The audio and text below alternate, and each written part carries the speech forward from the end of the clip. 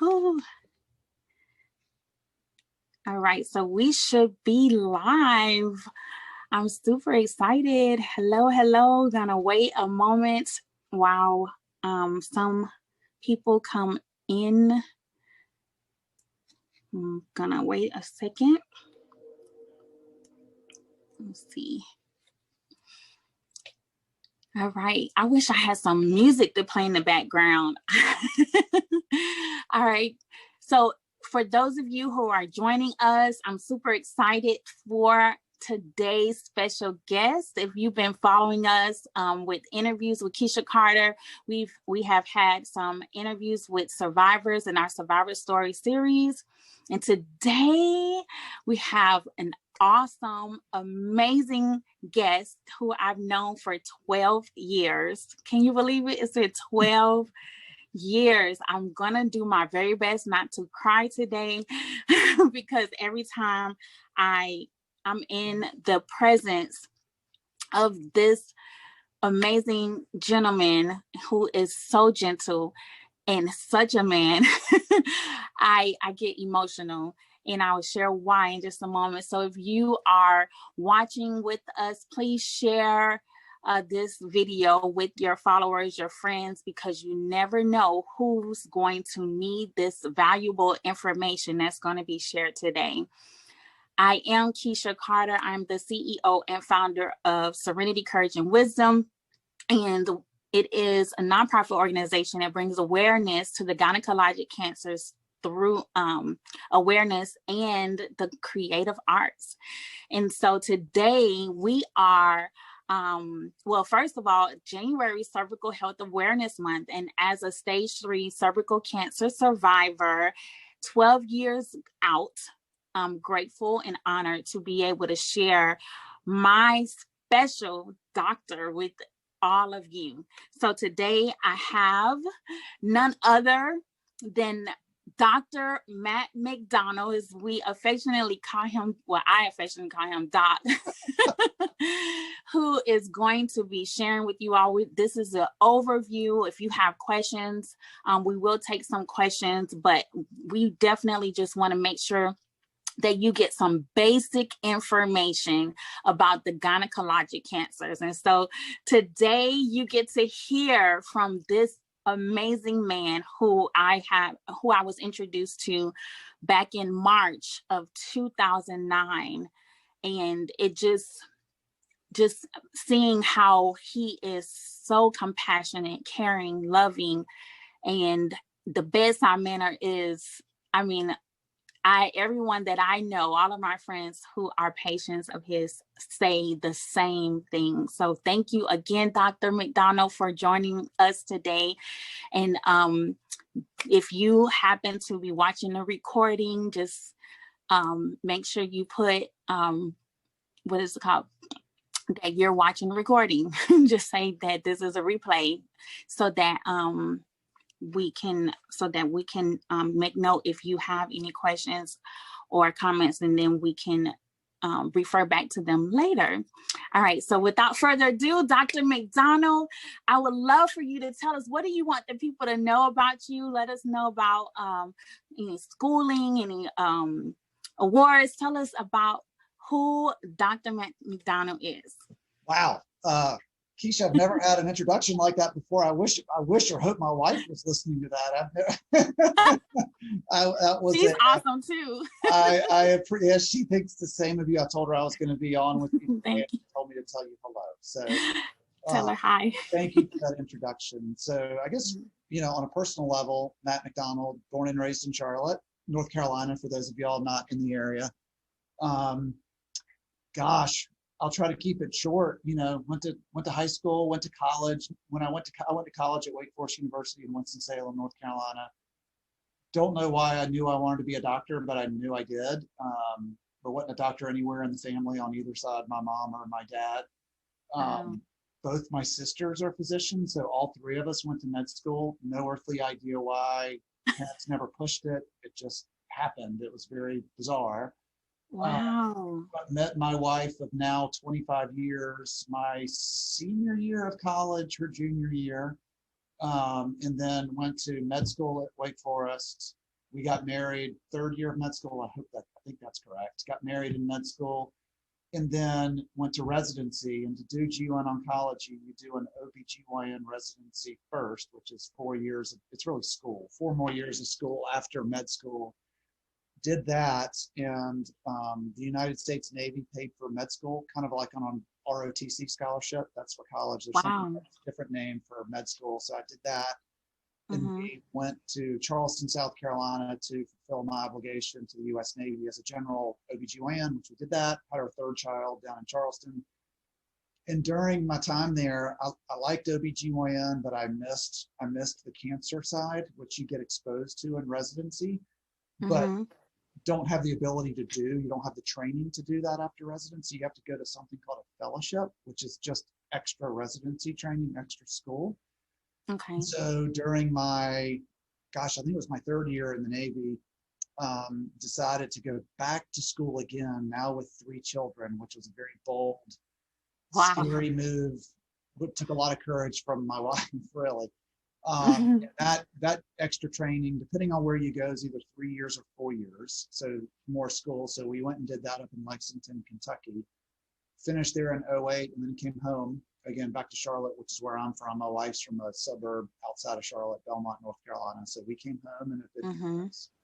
since 2008, and it's been wonderful. Worked for Novant Health, which is one of the big hospital systems in Charlotte. Charlotte's blessed to have 2 very good healthcare systems that do a great job with GYN oncology. You'll hear us call it gynonc a lot just because it's easier to say.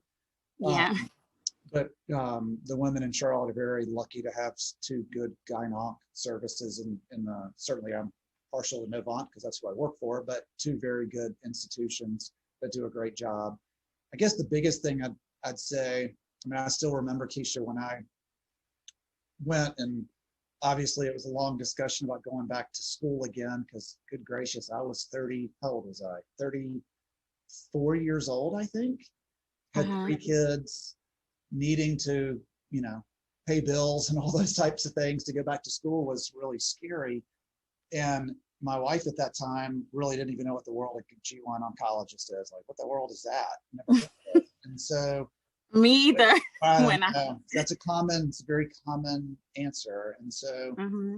I guess at a basic level, for any of those that are people that are on the call, a GYN oncologist is a specialist that he or she's gone to school to handle GYN cancers from a surgical perspective, meaning we're trained to do special surgeries on those cancers, but we're also trained to do the medical oncology, which is the chemotherapy part. So we do the chemotherapy as well for those types of cancers. And as you know, certain cancers need surgery, certain cancers need chemo, certain cancers need radiation, certain cancers need all of those. And we're specifically trained to take patients through that whole entire cancer journey, which is unique in the sense that it's nice for patients to kind of have one doc, like in other aspects. And this goes way back, way before you and I were probably born, when GYN oncology was kind of born or conceived.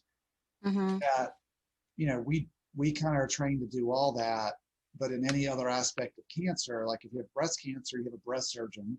But if you need chemotherapy or hormone therapy, you have to go to another doctor called a medical oncologist. So women are in really any other type of cancer, you frequently have multiple different doctors kind of taking care of you, which isn't a bad thing. It just is sometimes an inconvenient thing where you're having to navigate multiple different offices, different parking decks, which is scary. Develop rapport with multiple different doctors, which is scary.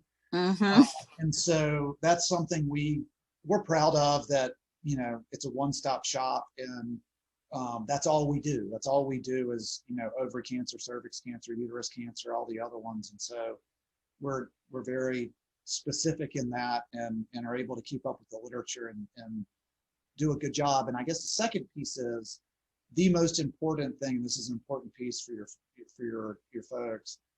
Without question, the most important piece of survival, meaning how well am I going to do? Am I going to be cured? Am I going to live longer than my other counterparts? For GYN cancer, specifically ovary, is seeing a GYN oncologist. And so you know, if you're diagnosed at some point with, I have an ovarian mass or a pelvic mass, and you live, you know, in Wilkesboro, North Carolina, which is a town an hour and change away from Charlotte. Mm-hmm. And Mm-hmm. for those on Facebook or what have you, you know, insert whatever town that equates to in your local area.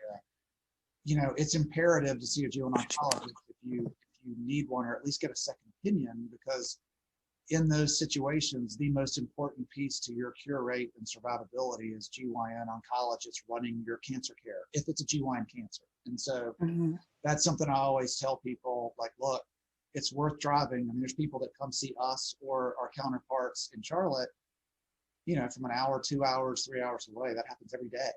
And so unfortunately, you know, I don't have an office in Boone, North Carolina, or Johnson, Mm-hmm. Tennessee, because there's not, thank God there's not enough cancers there for me to be needed there. But Yeah. when someone there gets cancer, they drive all the way to Charlotte because they need it. And so Mm-hmm. that's what I'd probably want the folks on this call to know. It's worth seeking a second opinion. It's worth seeing another doctor. Maybe did. maybe hopefully prayerfully you don't need us. I mean, sometimes people come see us and say, look, that's not cancer, you're okay, get that done in Wilkesboro, North Carolina. But Mm-hmm. other times it's not. And so it's just, you just have to ask that question. So, you know, one of the questions that I have heard a lot of, and you know, in your practice, I'm sure you have heard it a lot. How did I get this gynecologic cancer? So we have like ovarian, you have cervical, uterine, vulvar, and vaginal are the main gynecologic cancers, right? Yeah. So do you hear that a lot? Like, how did, you know, day. what is cancer and how did I get it?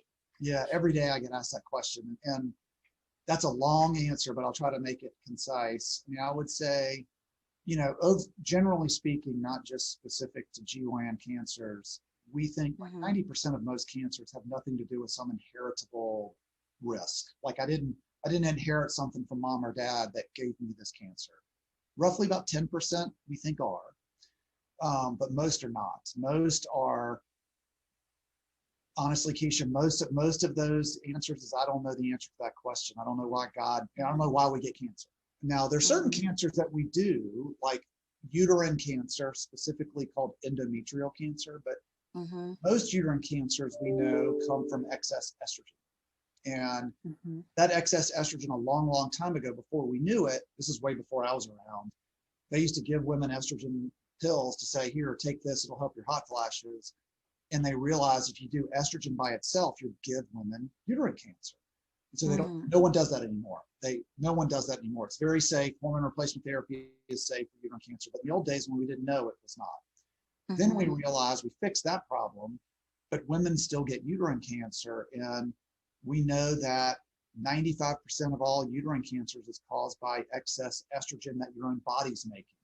And that comes from heavier weight. And this is always a tender thing to tell people, but they ask and they want to know. And I think it's important for them to understand that women as well as men, so if I'm overweight, my fat cells called adipocytes, my adipocytes make a weak estrogen. If I have more of that, like say put another 100 pounds on top of me, I have more fat cells making more estrogen.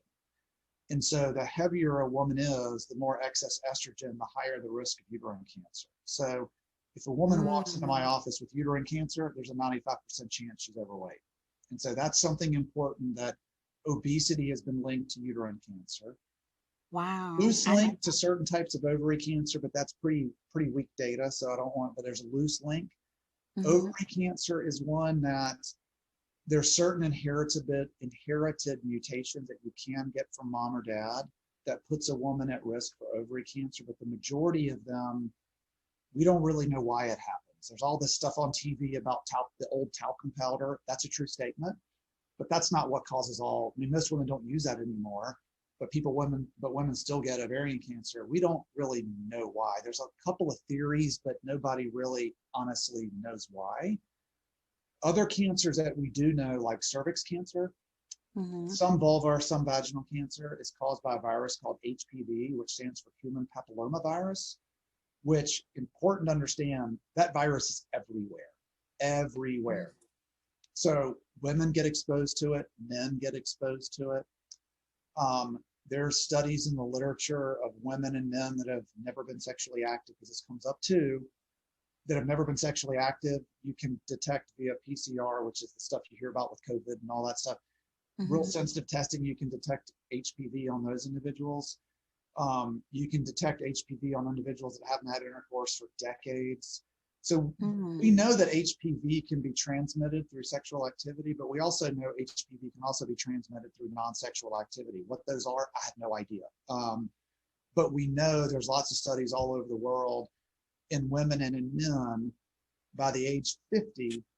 We think roughly 80+% of women and men by the age of 50 have been exposed to HPV. And everyone's, I mean, I say this in a different way, but you'll understand, everyone's not having sexual activity with everybody. So we know you can be exposed to HPV through non-sexual means. So it's really almost impossible to live your life on this planet and not be exposed to HPV, which is the real reason for vaccinations. And so like when I was a kid, the HPV vaccine did not exist. It wasn't invented.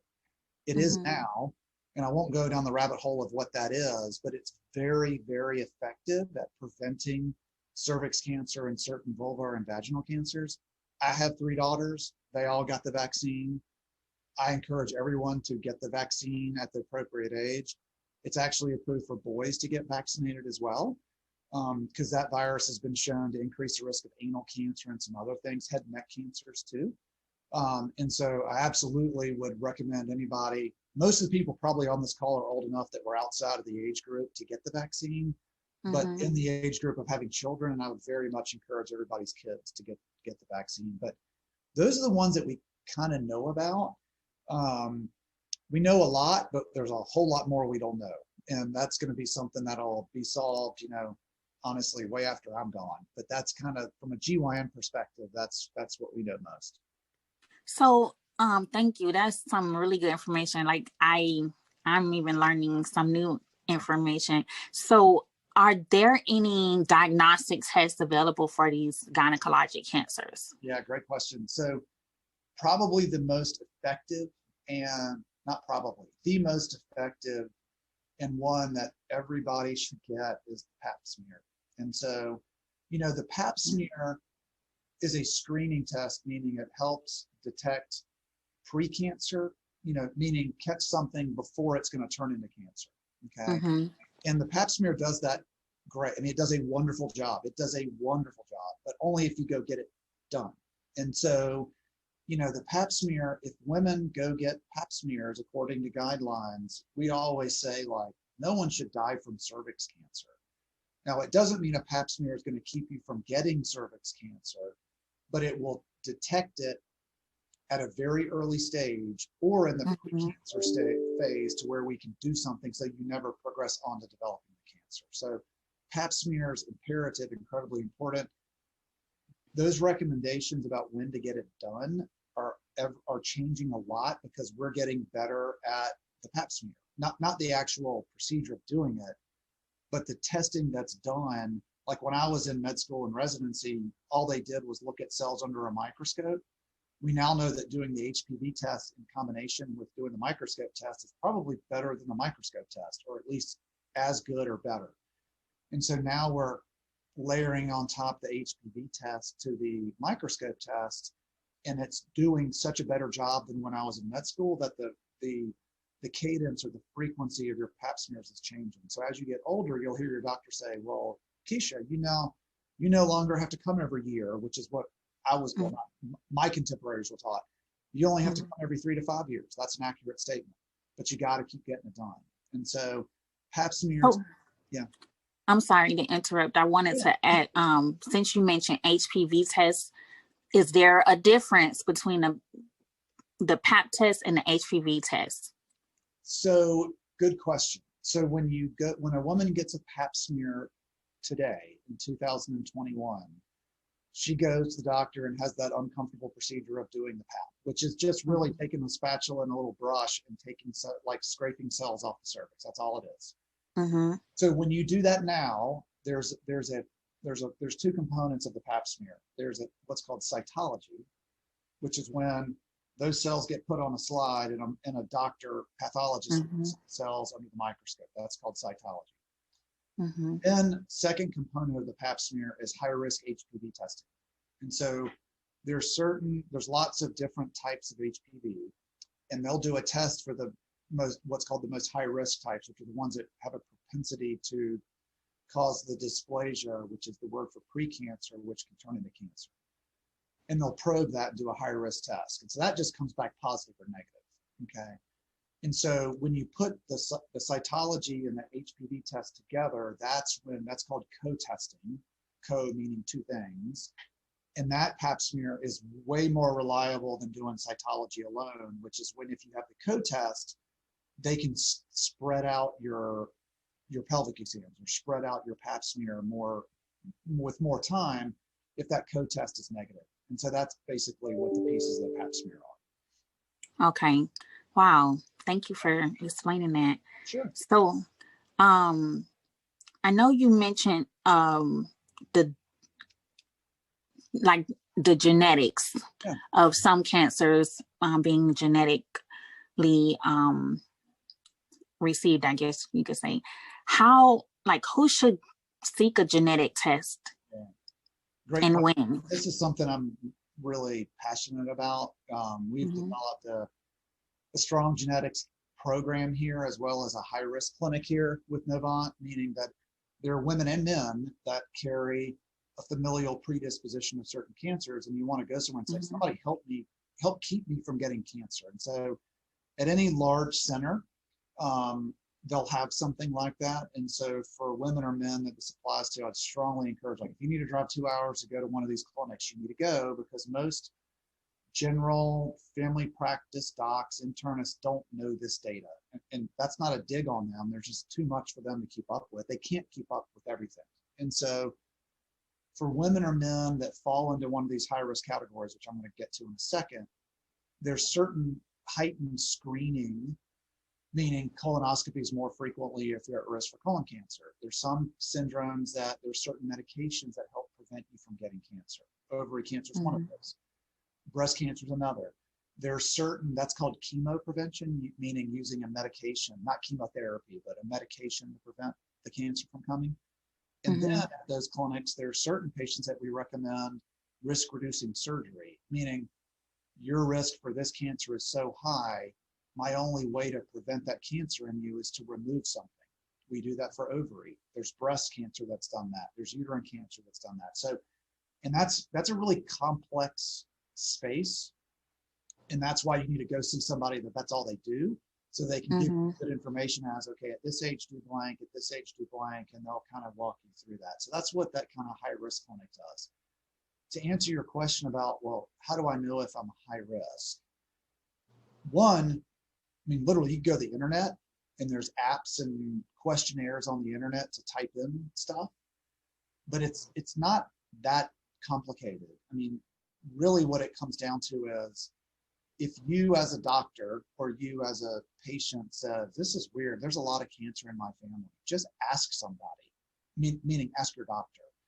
The things that we pay attention to most, and I can speak in my space, which is GYN cancers, is, if you, meaning personal history or family history. And by family history, we mean first degree relative, which for most people, if you can name their name, that's a first degree relative, meaning sister, mom, grandparent, aunt, uncle, things like that.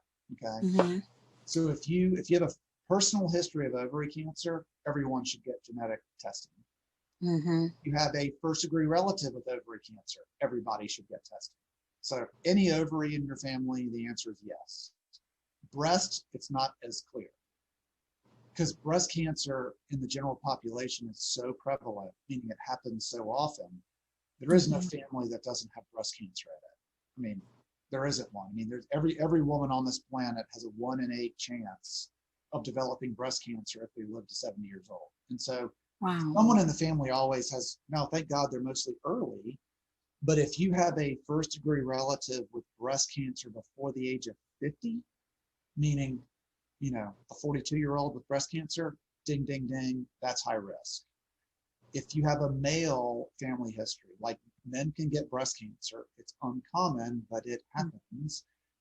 If you have a family history of male breast cancer, that's high risk. If you have a woman with breast cancer on both sides, meaning I got right-sided breast cancer and then 4 years later I got left-sided breast cancer, that's high risk. Or multiple family members older than 50 years old is high risk. So those are some in the GYN space. The other one is colon cancer before the age of 50, uterine cancer before the age of 50. And what I'm going through, there's certain syndromes that these categories fall into that can put a woman at risk for uterus cancer, ovary cancer, fallopian tube cancer, ovary cancer. I think I said uterine cancer as well as colon. So if there's any of those stories, that's when you just need to ask your doctor, like, should I go talk to somebody about genetics? And a lot of times the doc will he or she will say, I don't know, but you asked me and I don't know that literature. Let's just send you to a genetics counselor. That's fine. I mean, all that is sitting down talking and getting more information for you as a patient to understand. And if you go see the genetics counselor and after talking to him or her, you find out, guess what? I don't need genetic testing. Well, great. That's still helpful information. And so it's really just ask is what I would say. But those are the big high risk categories: male breast cancer, colon cancer before the age of 50, breast cancer before the age of 50, ovary cancer at any age. Those are the big high risk components for GYN cancer. Wow, thank you. Sure. So I meant to ask you this question earlier, and in relation to the different stages that the different types of gynecologic cancers, they go through different stages. So I was stage 3. You have some people who are stage 0. Can you explain that a little bit? Yeah. So stage of cancer, it's a very important number. It's not the only important thing though. So I'd always tell patients, don't get hung up on, because you were a stage 3B. If I'm going totally from memory now, so forgive me if I'm not. That was a long time ago. But stage 3B, but there's certain stage 3 cancers that I told you, like, I expect to cure this cancer, which we did, right? So, women or men I always tell people, like, don't think the world is ending if you have a stage 3 cancer. What stage is every cancer, we as the healthcare professionals communicate with stage. It's a language. And the reason it's there is because I need to be able to communicate to another doctor. Like if you move to North Dakota in the middle of treatment, I need to be able to tell a doc, so-and-so is stage 2A, and he or she knows exactly what that is if I said that. And each cancer has a different staging recipe, for lack of a better word. So ovary cancer, every cancer has a stage 0 through 4. That's true for any cancer. 0 meaning the least invasive, 4 meaning the most. But every cancer is wildly different within each one of those numbers. So a stage 1 cervix cancer is totally different than a stage 1 ovary versus a stage 1 breast. They're all different. But it's really a way for us to communicate. And the reason that's important, one is so we can communicate, but more importantly, that's how we know how to treat a patient. So all the literature that's been done is, okay, standard of care treatment of a stage 2A cervix cancer is blank. We all know that. Treatment of a stage 1A cervix cancer is blank. We all know that. They're very different. And so that's why you have that, because I know how to treat a stage 1A cervix and I know how to treat a stage 3A cervix, and they're not the same, but that's why we use that. And the treatments will change. Like a stage 1A, it's surgery alone. You don't do chemo, you don't do radiation, you don't do anything. A stage 3A, you don't do surgery ever on those. You do chemo and radiation on those. And so that's why those are so important.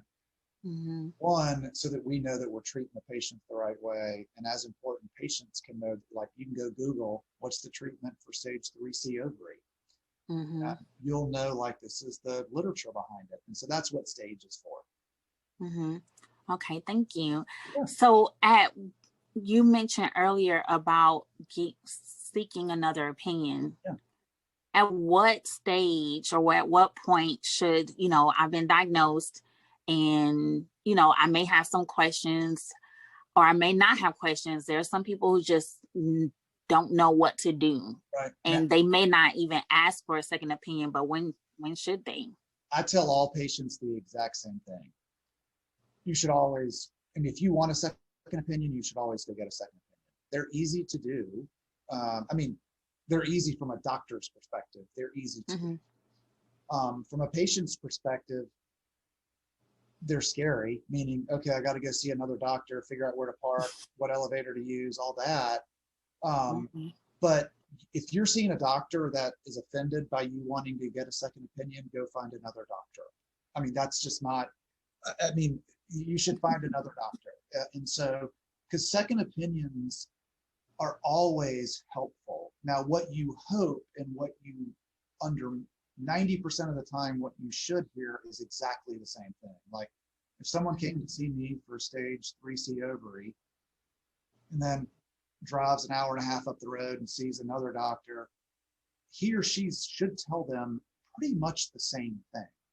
Okay. So selfishly, I like that, because if a patient sees me and they go to see another doctor and he or she says the same thing, that builds confidence in the patient and helps them feel good about me. I don't have anxiety about that because I know they're going to hear the same thing. And so it's always helpful to the patient to hear the same thing from different doctors, always.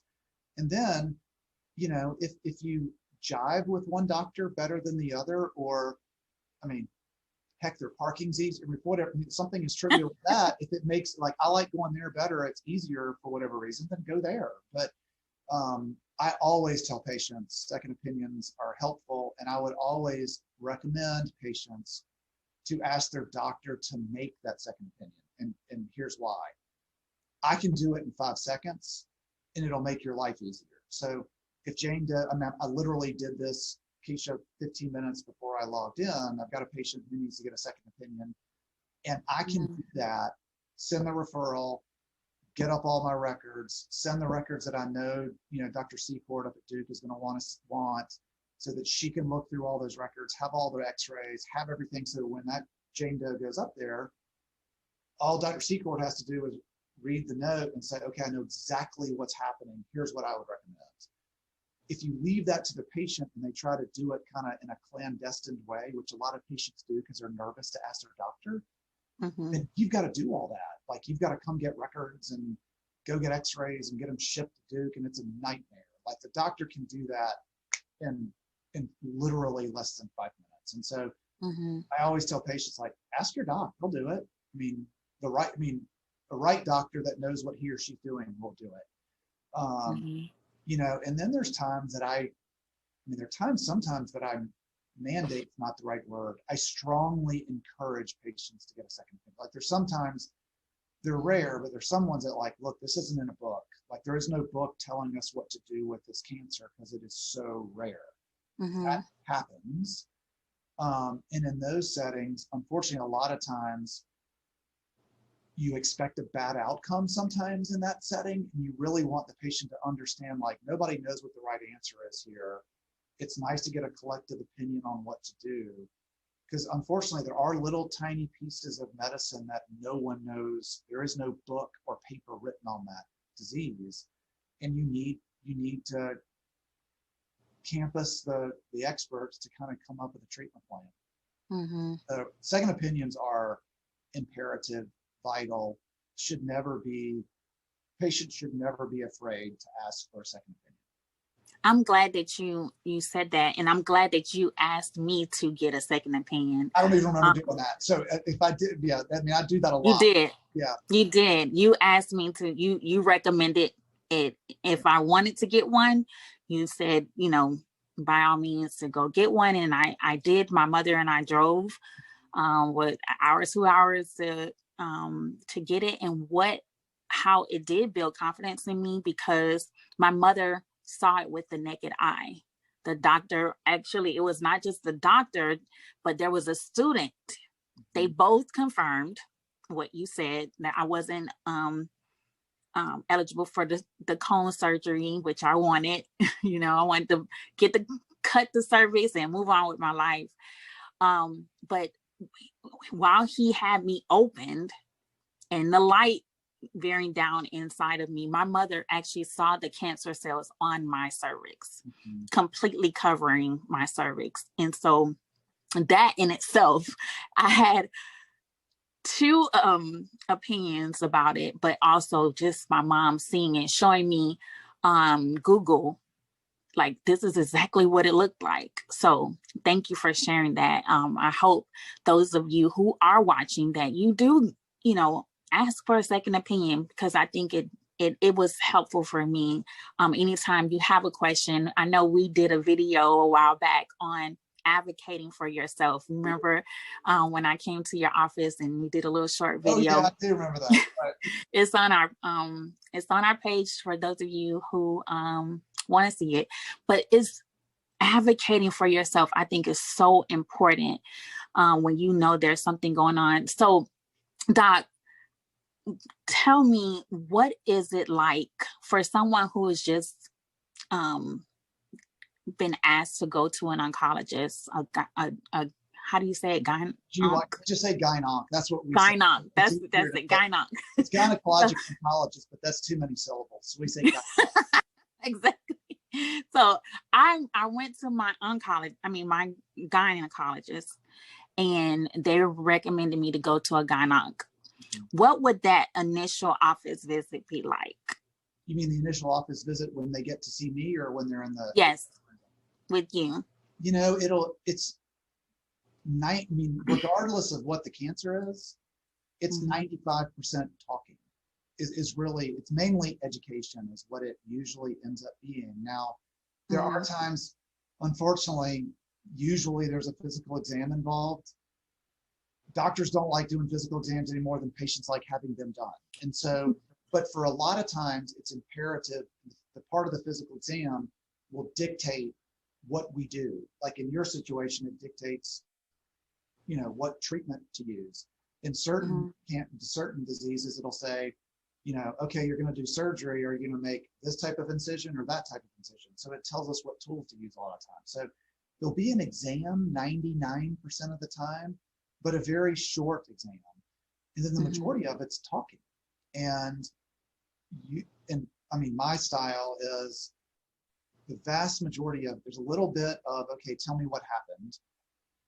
Usually, just so y'all know, that's a doctor's way of opening up the conversation, because I already know what happened, because I spent 10 minutes before walking in looking at all of your records, seeing if I saw the doctor in the first time. So I kind of know the story already. And then you just kind of tell the story, and, you know, going through a bit of what the story is that got you to the CAT scan machine or to the PAP scan, what have you.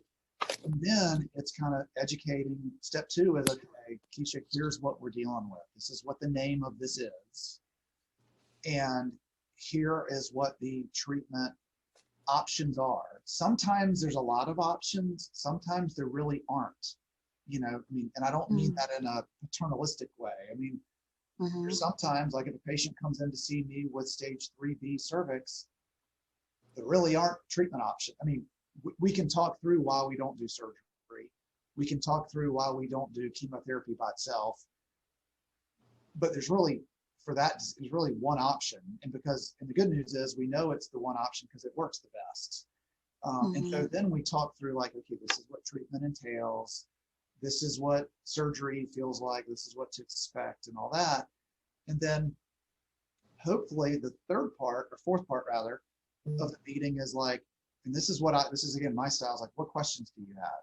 You know, usually by that time, patients come in with a big list of questions. Usually by then, 95% of all of their questions will be answered. Okay. But there's always a couple. So we go through those. And then it's the logistics of, okay, what do we do? Like, okay, if we're going to surgery, when are we doing that? What day, what time? When do I show up? Then you start going through that phase. And for most offices, if you're going to go to surgery, most of the time the doctor's going to say, we're going to do blank. You go through the risks, benefits of the surgery, and then you go on to the next phase, which is sitting with the surgical scheduler, which, you know, most offices have multiple surgical schedulers, which their only job is to run my and my partner's surgical calendar. And so you'll sit down with Gail or Lucy, that's their names, and say, okay, I got to have surgery with McDonald. When's their availability?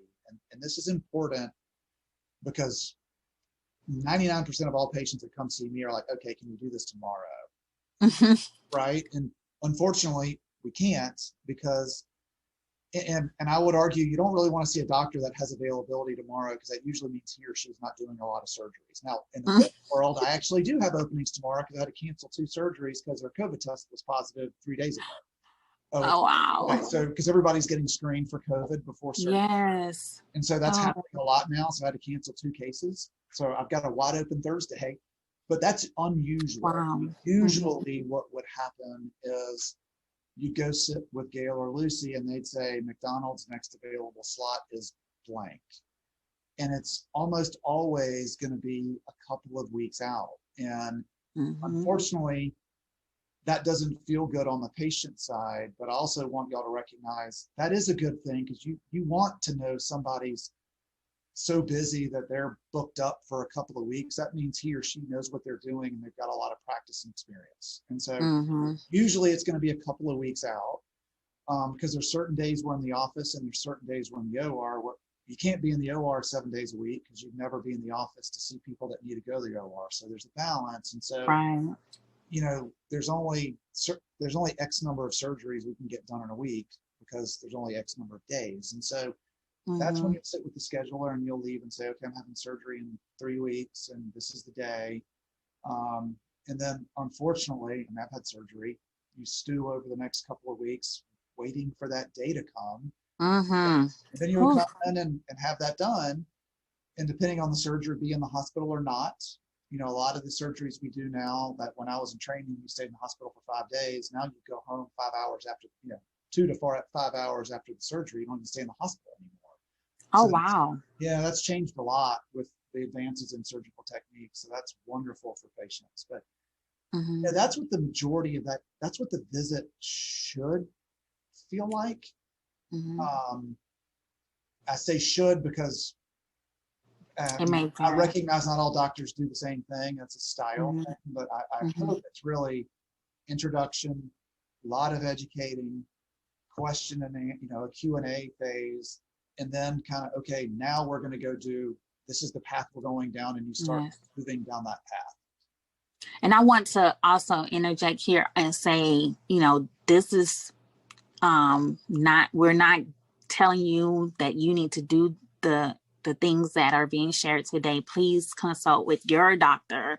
Make sure you get your medical advice from your doctor because everybody's situation is different. But we definitely want to acknowledge there's education that needs to be had in the community about, what we're discussing today. But again, please make sure you consult with your doctor if you have any questions about your personal situation, or you may know someone that has a question. Make sure you report to your doctor. Yeah, Keesha, I'll dovetail on that. The big reason the education is a big part is there is no medical intervention that is risk-free. Just like me coming to work today is not risk-free. I drove my car here. There's risk that I could have gotten in a car accident. I take a baby aspirin every day. There's risk that goes along with taking a baby aspirin every day. I don't need to, that's not what we're here to do, but I could go into what are the risks of me taking a baby aspirin. Right. I'm educated and I'm taking it for X. I know the risks of taking it. I know the benefits of taking it. I'm okay with taking it. And so now, certainly going to see a cancer doc, those risks and benefits conversations are way more intense than a baby aspirin. Intense in regards to the ramifications of treatment, as well as the risks of treatment and the ramifications of the diagnosis. But that's what the education piece is really letting the patient know, like, this is what we're dealing with. risks of doing nothing are X, risks of doing treatment are Y. This is why we would do treatment based upon. So that's really why it's imperative for you to be an advocate for yourself and get that education, so that one, you know why you're doing blank. And because that's important, because if you know why you're doing it, you handle that treatment way better. You understand the benefits outweigh the risks, and walk through that journey more confidently, you know, with less anxiety. And I would argue less anxiety usually equals better outcome. And so it's to your benefit to be educated.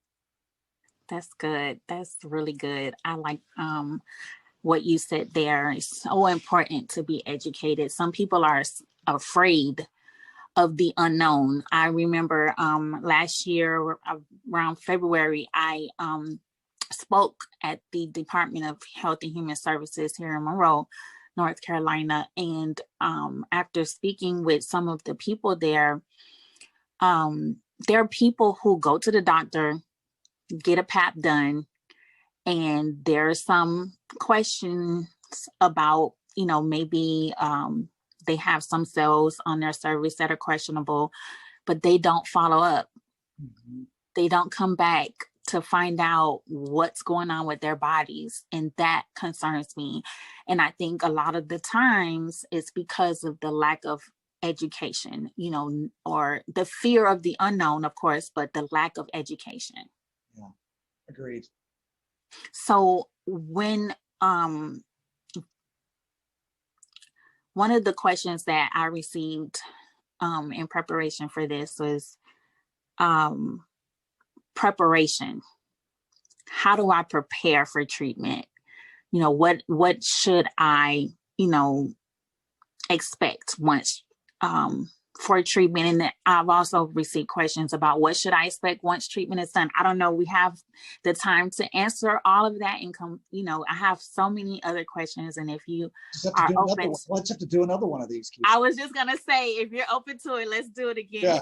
I mean, I can answer that question in kind of high level. I mean, I think I mean, we just beat the education horse dead, as they say, but I mean, I think that's the imperative is for women or any patient, men included, to educate themselves on why they're going to do blank, for all the reasons I just went through. So education. Number two is, you know, I'm going to speak just on cancer now.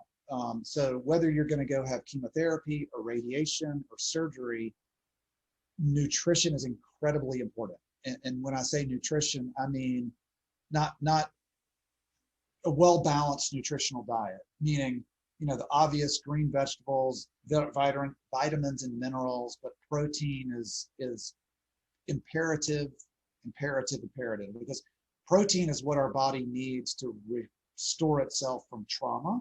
Surgery is trauma. Sorry, but I mean, it's a well, you know, it is a very controlled traumatic event. So you need protein to restore, to rebuild yourself. Chemotherapy, same thing. Radiation, same thing. So imperative to get protein. The other piece I would tell you that I believe in a lot, as well as Novant, I mean, we just built this cancer center and have an integrative oncology clinic. Integrative medicine, meaning non-chemotherapy, surgery, radiation, meaning all the other pieces, you know, anxiety risk, you know, anxiety reduction, stress reduction, vitamins, minerals, as well as other supplements, vitamin supplements that can help us fight off and handle the toxicities and the trauma that comes with surgery and chemotherapy. And so that's a really, you know, acupuncture, all that stuff's done here, and is incredibly helpful for patients dealing with some of the side effects that comes with surgery and radiation and chemo. So I mean, I would say education, nutrition, and all that stress reduction, integrative oncology, that kind of thing. And I mean, stress reduction is real.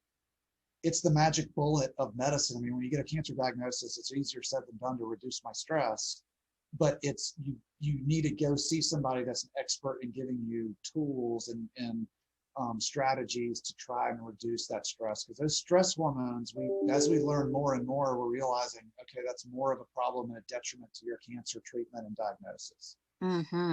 I agree. If you have a question, if you're watching, you have a question, I will open the floor for maybe one or two. I do have a question from someone who was unable to be able to join us today. Dr. McDonald, what is your take on the accuracy of cancer survival statistics posted on reputable websites such as the American Cancer Society? I believe these data are from studies published years earlier, before the advances in several types of cancer. For example, the BRCA positive patients with a GYN cancer. If that's accurate, can the data be believed? So I don't know, whoever that is, very smart question. I agree with whatever. She's a physical therapist, so she's spot on. So, you know, I'll go directly to the specific BRCA ovary that she talked about, but I'm going to speak globally first. I don't know the answer to any of those questions anymore, because what she said, if that's a she, is accurate, that the data is old. And what I mean old, and if it's 4 or 5 years old, it's old. And so and the reason it's old and difficult to interpret it might be frustrating, but it's frustrating because of a good thing, is that there's been so many advances in cancer treatment, immunotherapy, CAR T treatment. Again, we can get into that later, but there's all these advances that were not being used 2 years ago, 1 year ago, 5 years ago, when the data that she's referencing is there. So I don't know what 5-year data is, survival data is for most of our cancers. And to give an example, it was just published last week. For the last 2 years, 2 consecutive years, the American Cancer Society has shown a statistically significant reduction, or I should say, increase in life expectancy in people diagnosed with cancer. And the reason is because all these advances have happened that we're keeping people alive and curing more people that we didn't cure or keep alive a year ago, 2 years ago, 3 years ago. So if I was diagnosed with stage 3C ovary cancer, BRCA or not, and looked at the literature on Google, it's not right. It's old. And what she is referencing is there's a whole class of medications that got FDA approved. She probably knows the exact date. It's not relevant. I don't keep them in my head because it's not important to me, but it was a year and a half ago or so. That has totally changed the standard of care with ovary cancer, that we have maintenance drugs now that we didn't have 2 years ago. So 2 years ago, I could have told you the 5-year overall survival was blank. Now, take BRCA out, it's a different survival data. If you're BRCA positive, which is this mutation that she's talking about, this one of these inherited things, then your survival data is different. But I don't honestly know. I can extrapolate by putting old data together with new data, but that is a terribly unreliable way of doing that. All I can say is it's a lot longer than what's in Google at this point, meaning that people are living much longer than they did before.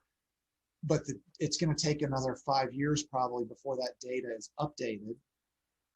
And at that point in time, there'll be new drugs along again that data won't be right either. And so I don't put a lot of stock in that 5-year overall survival data.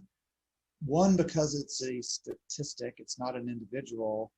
And two, for whatever, as she stated, thank God now that data is old. Now, if she would ask me that question 5 years ago, I could have told you, because we didn't have all these new drugs that have come on the market, and that data was reliable. Now that data is not, for all good reasons. Right. Yeah. Yes. Thank you. That was a very good response. And I'm 12 years this year out from having you treat me and I had chemotherapy and brachytherapy, the internal radiation and external radiation. And since I was treated, there have been so many changes in the field of cancer as a whole, but for the gynecologic cancers. So thank you for that explanation. And if you're out there and you have a question, please send us a message. You can inbox us, or you can send an email to inform me at SCAWINC. We're going to put it in the comment section below, because I'm getting confused with my own email address, but we have a email address just for information. So that's going to be posted below. So make sure you look out for that. And if you have any, if you would like to follow us to see what we have coming up, any events, any information, make sure you go onto our website and join us. Put in your information so you can keep up. We'll send you emails. We will not spam you. We will send you emails so that you can stay up to date with SC+W and what we have going on. Dr. McDonald, thank you so very much. You have no idea how important this is, not just for me, but for the people who are either watching now or who are going to watch the replay, because we want to hear from someone who knows what they're talking about. A lot of times people get diagnosed and they hear from everybody else. They get the opinions of people who think they know stuff, but it's great to hear from someone who studies this, who's studying this day in and day out. So the email address again is inform.me@scawinc.org. I hope that we can come back together, because I have so many more questions that were asked, that I was asked to present to you, and I didn't get to all of them. And so we'll talk about that offline. I'm happy you just reach out to me. I'm happy to do this. I'm not on Facebook, but I feel fancy that I'm on Facebook today. So yes, you are. Anytime you need help, I'm happy to help. Yes, and we're also on Instagram. And so this is going to be, shared. The replay will be shared again. It's going to be on our website. It's going to be on Instagram, Twitter, and I'm now on Clubhouse. So if you have an iPhone, I'm on Clubhouse, and I have some awesome things coming up with that. So please stay connected, stay plugged in, tap in, and know what's going on in your communities about the gynecologic cancers, what's happening within the industry. Stay informed. Okay. I love what you said, Doc, about getting the education. So please make sure that you take the time to educate yourself so that you can know more about how to advocate for yourself. So until next time, please make sure that you share with your friends and family to have all the women get their PAPs done. Speak against cancer. These little armbands, if you're interested in one, make sure you send us an email. It says, I speak against cancer, and it says PAP it, PAP and prevent it. We want you to make sure you're taking good care of yourself so we can have a long life expectancy, right? Yeah, so until next time, y'all have a phenomenal day. I'll see you later. Bye, Keesha. Thanks. You're welcome.